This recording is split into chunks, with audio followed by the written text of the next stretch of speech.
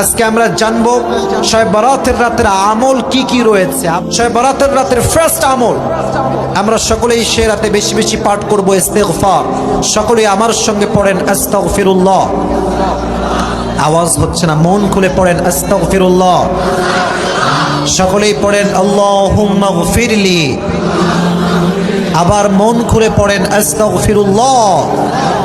2 number, শবে বরাতের রাতে আমরা কবর জিয়ারত করব। কি জিয়ারত করব?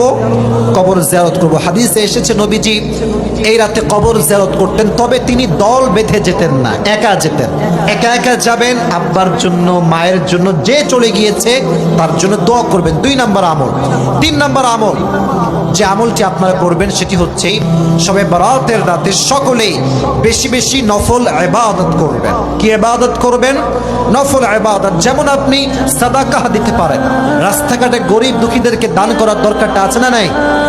3 নাম্বার, সর্বশেষ আমল, এটি বলে শেষ করে দিব।